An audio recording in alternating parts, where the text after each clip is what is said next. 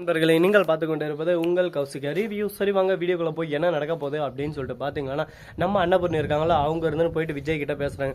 விஜய் தம்பி, இப்போ என்னதான் முடிவு எடுத்திருக்கீங்க, மல்லியோட வாழ்க்கைக்கு எதனா வழி இருக்கா அப்படின்னு சொல்லிட்டு கேட்குறாங்க. ஏன் மல்லியோட வாழ்க்கைக்கு என்ன, மல்லியை நான் அப்படியே விட்டுட்டு போயிடுவேன்னு சொல்லிட்டு நினச்சிட்டிங்களா, என்னை பார்த்தா உங்களுக்கு அப்படி தெரியுதா அப்படின்னு சொல்லிட்டு ஒரு வார்த்தை வர்றாங்க. நீங்கள் மல்லியை விட்டுட்டு போயிடுவீங்கன்னு சொல்லிட்டு நான் சொல்லலை, ஆனால் மல்லியோட வாழ்க்கை இப்போ கேள்விக்குறியாக இருக்குது.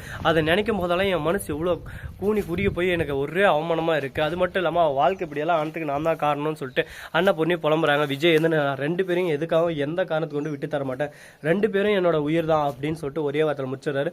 வெண்பா என்ன சொல்ல போறாங்க, வெண்பாவோட முடிவு தான் இப்பன்ற மாதிரி ஒரு பக்கம் இருக்காங்க. வெண்பா வந்த உடனே ரேணுகம்மான்னு சொல்லிட்டு கட்டி பிடிச்சிடாங்க. மல்லியை கண்டுக்கவே இல்லை.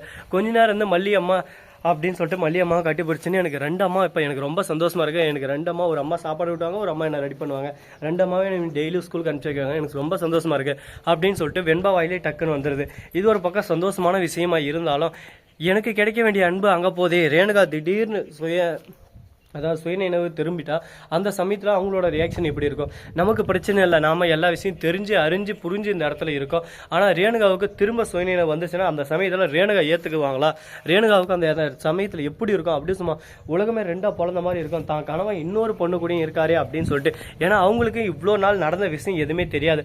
அதனால் அந்த சமயத்தில் கரெக்டாக அந்த கதிரேசம் வந்து எதனா குட்டியை கடை கொல்லப்பலாம், இந்த மாதிரி நடந்துச்சு அந்த மாதிரி நடந்துச்சு, உன் வாழ்க்கையை நாசனம் பண்ணுறதுக்குனே வந்தாமா அவள் வந்து தான் உனக்கு இந்த மாதிரி ஆச்சு அப்படி இப்படின்னு சொல்லிட்டு ஒரு பக்கம் கதை அடிச்சு விட்டு போகலாம். இது எல்லாத்தையும் நம்பி ரேணுகாவும் ஒரு பக்கம் விஜய் கூட சண்டை போடலாம். விஜய் என்ன பண்றது ஏது பண்றதுன்னு சொல்லிட்டு தெரியாம ஒரு இடத்துல வக்கான்னு கதறி கதறி அழலாம். இந்த மாதிரி நிறைய வாய்ப்புகள் இருக்கு. இந்த வாய்ப்புகளுக்கெல்லாம் நான் இடம் கொடுக்க மாட்டேன், நான் அந்த வீட்டை விட்டு போயிடுறேன் அப்படின்னு சொல்லிட்டு மல்லி உறுதியா இருக்காங்க. என்ன மல்லி இப்படியெல்லாம் யோசிக்கிறேன், உனக்கு கொஞ்சம் கூட மெச்சூரிட்டியே இல்லையா, ஏன் இந்த மாதிரி யோசிக்கிறேன்னு எனக்கு புரியல. நான் என்னைக்காவது சொல்லியிருக்கேன்னா என் வாழ்க்கை விட்டு நீ போயிருன்னு சொல்லிட்டு, நீயும் என் உலகம் தான், நான் உன்னையும் விட்டு தர மாட்டேன் அப்படின்னு சொல்லிட்டு பேசிட்டு இருக்காங்க. அதே சமயத்தில் என்ன நடக்குதுன்னு சொல்லிட்டு பார்த்தீங்கன்னா, அரவிந்தும் மறுபக்கம் ரஞ்சிதம் இவங்க ரெண்டு பேரும் அங்கே வராங்க. எதுக்காக அப்படின்னு சொல்லிட்டு பார்த்தீங்கன்னா, ரஞ்சிதம் வந்த உடனே என்னை மன்னிச்சிருங்க மாமா அப்படின்னு சொல்லிட்டு காலில் விழுந்து மன்னிப்பு கேட்குறாங்க. இத்தனை நாள் பண்ண தப்புக்கலாம் நான் என் தப்பெல்லாம் நான் உணர்ந்துட்டேன் அரவிந்தால, இதுக்கு மேலே எந்த ஒரு தப்பும் செய்ய மாட்டேன், உங்கள் வழியில் நான் குறுக்க வர மாட்டேன், நீங்கள் உங்களை இஷ்டத்துக்கு சந்தோஷமா இருங்க. அது மட்டும் இல்லாமல் ராஜேஸ்வரி அம்மா இருக்காங்கல்ல, உங்களுக்கு புதுசாக தினசாக ஒரு பிரச்சனையை கொண்டு வர காத்துன்னு இருக்காங்க. அது மட்டும் இல்லாமல் அவங்களுக்கு ரேணுகா வந்த விஷயம் தெரிய வந்துருச்சு. இது எட்டுன்னு போயிட்டு கதிரேசங்கிட்ட சொல்லி கதிரேசன் மூலமாக உங்களுக்கு புது பிரச்சனையை உருவாக்கலாம்னு சொல்லிட்டு முடிவு எடுத்திருக்காங்க. எதுக்கும் கொஞ்சம் பார்த்து சுதாரணமாக இருந்துக்கோங்க அப்படின்னு சொல்லிட்டு சொல்கிறாங்க.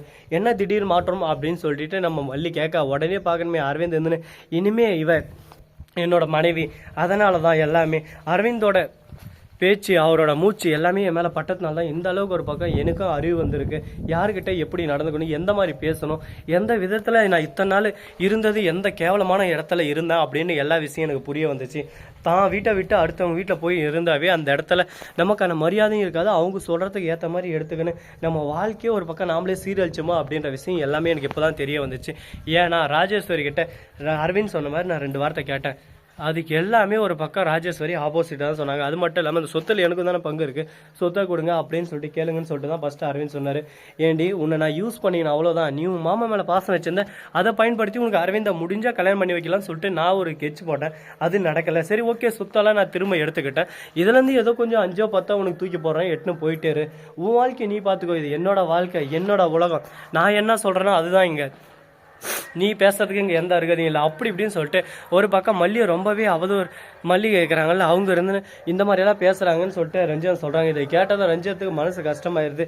உடனே மல்லி இருந்துன்னு சரி ஓகே இப்போயாவது திருந்தேன், அரவிந்த் கூட சேர்ந்து சந்தோஷமான ஒரு வாழ்க்கை ஆரம்பின்னு சொல்லிட்டு சொல்கிறாங்க. ஆனால் இது எல்லாமே ஒரு பிளான் தாங்க. அரவிந்த் கிட்ட சொத்து இருக்குல்ல, அதனால தான் நம்ம தலைவி இந்த இடத்துக்கு வந்திருக்கா. இந்த விஷயம் எதுவுமே நம்ம மல்லிக்கு தெரிய வராது. ஏன்னா மல்லிக்கே தெரியாது அரவிந்த் பணக்காரர் அப்படின்னு சொல்லிட்டு. ஆனால் ராஜேஸ்வரி ரஞ்சிதம் இவங்க 2 பேருக்கும் தெரியாது. இதை பயன்படுத்தி இந்த சொத்தையும் நம்ம திருடிடலாம் அப்படின்னு சொல்லிட்டு சதி திட்டம் தீட்டுன்னு இருக்காங்க. ஏதான ஒரு திட்டம் தீட்டி எப்படியாவது சொத்தை பறிக்கணும்னு சொல்லிட்டு இந்த அளவுக்கு ஆர்வமாக்குறீங்களே, உங்களுக்கு கொஞ்சம் கூட கூச்சமே இல்லையா, ஏன்டா இந்த மாதிரி மனக்கட்ட பழப்பு நமக்கு அப்படின்னு சொல்லிட்டு தோணலையா அப்படின்னு சொல்லிட்டு நம்ம கேட்டால், அதெல்லாம் இருந்திருந்தா இந்த அளவுக்கு நான் கூட பிறந்த தம்பியோட சொத்தை பிடிங்கன்னு அவனவே வீட்டை விட்டு துரத்தவனா, அது எதுவுமே எனக்கு இல்லை. எனக்கு பொறுத்த வரைக்கும் நான் ராணி மாதிரி வாழணும், இந்த உலகத்தவே நான் ஆளணும், அதுக்கேற்ற மாதிரி என்கிட்ட சொத்து இருக்கணும், அதுக்காக நான் என்ன வேணாலும் பண்ணுவேன், எந்த எல்லைக்கும் போவேன் அப்படின்னு சொல்லிட்டு ரொம்பவே மட்டமாக கீழ்த்தனமாக பேசுகிறாங்க. என்னடா இவெல்லாம் ஒரு பொண்ணடா இந்த மாதிரி பேசுகிறா அப்படின்ற மாதிரி எல்லாருக்கும் தோணும். என்னங்க பண்ணுறது, அவங்கவுங்க இடத்துல அவங்கவுங்களுக்கு எது சரின்னு படுதோ அதுதான் சரி. நாம் சொல்கிறதுனால அவங்க சரியாக ஏற்றுக்கவும் போகிறதில்ல, எதுவும் பண்ணவும் போகிறதில்ல.